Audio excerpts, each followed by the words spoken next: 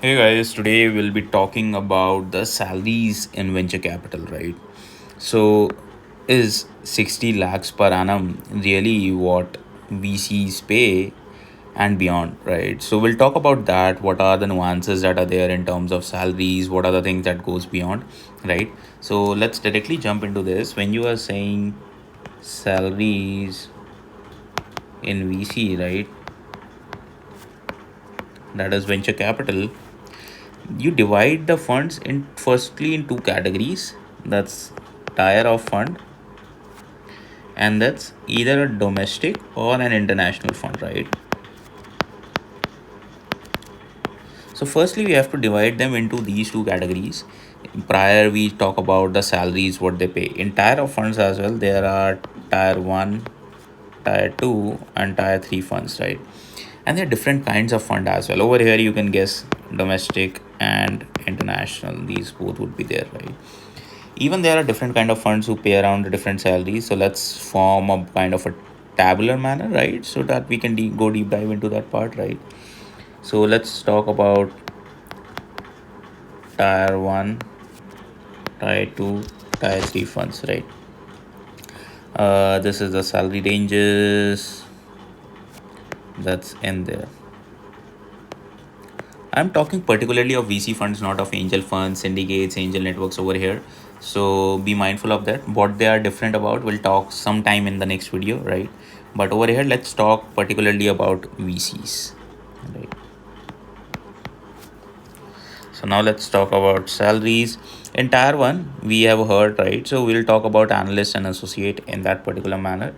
So what's the thing that analyst gets, right? So let's do it like this: analyst, then associate, right?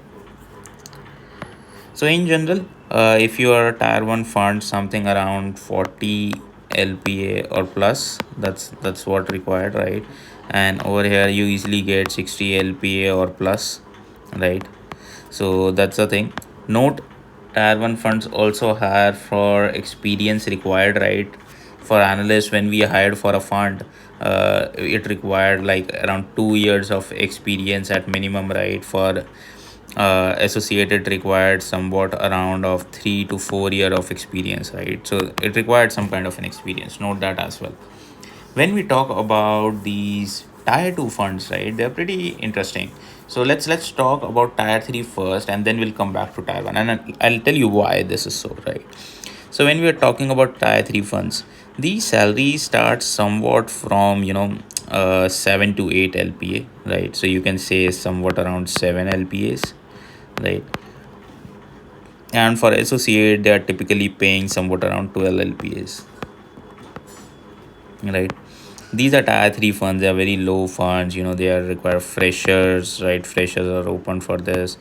They require like 1 to 3 years of experience, right? They're open for this as well.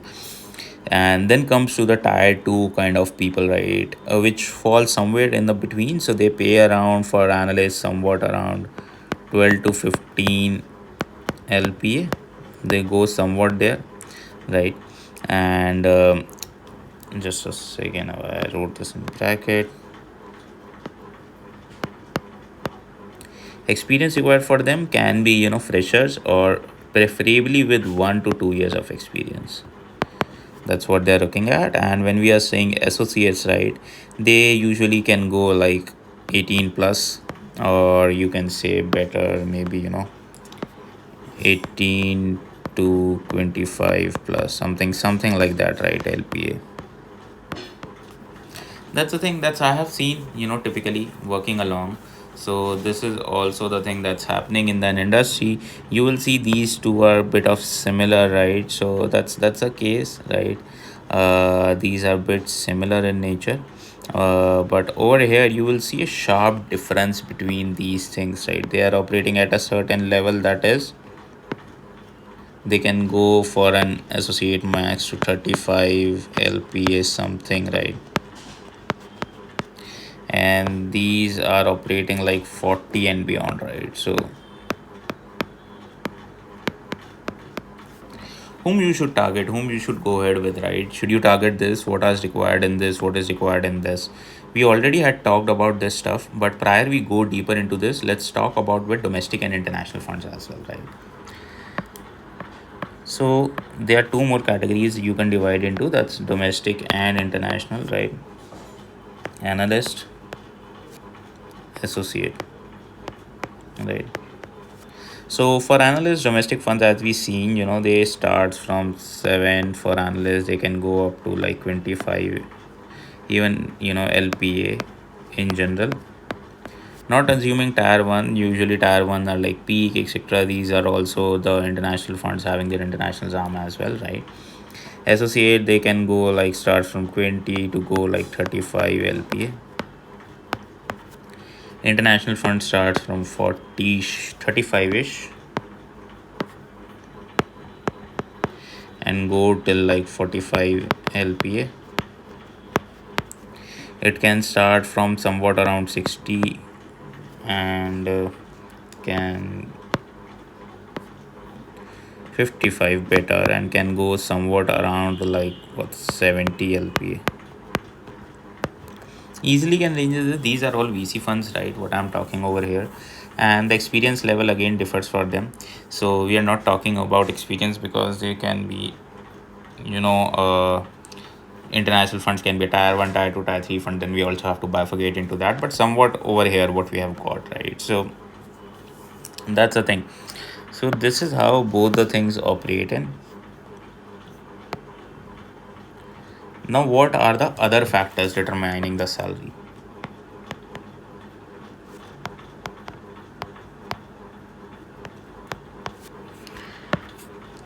First is stage of fund.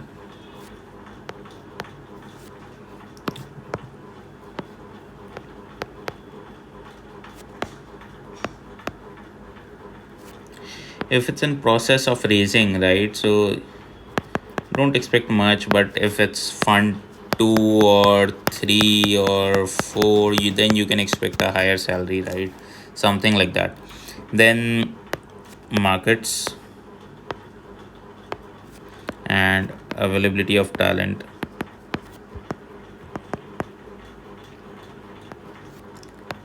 That's the thing, right? So how that thing is shaping up, what's that looks like, right? So that's also a case. Then returns or performance of fund, that also shapes up the salary, right? Because if the fund is not performing well, the partners are not entitled to get much of a larger carry, and they might not be able to raise their next fund. So XYZ things can happen around, so that will be a part. Then fourth is fee structure of the fund.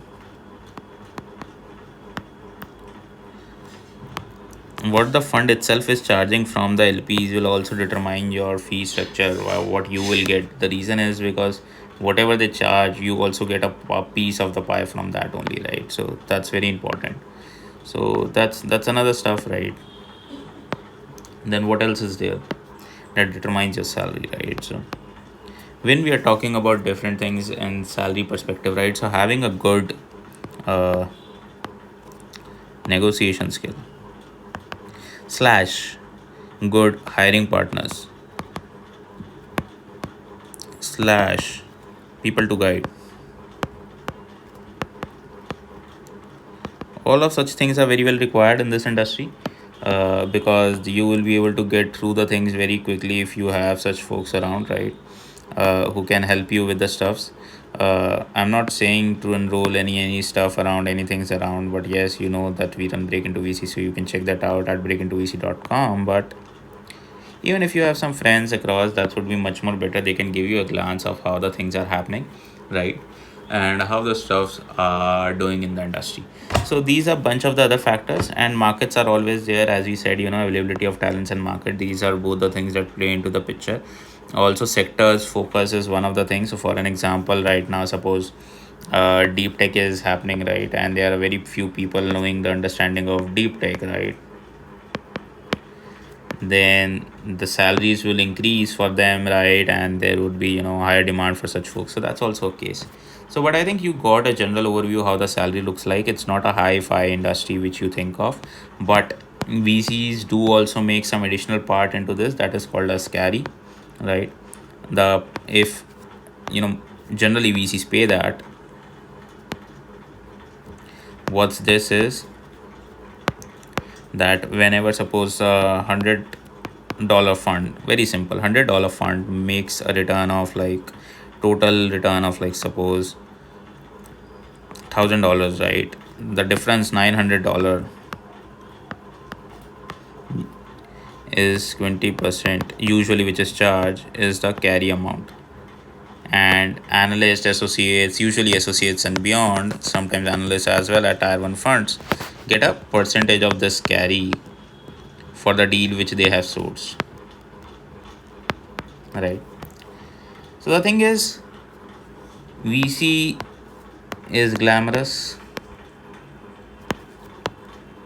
but knowing right things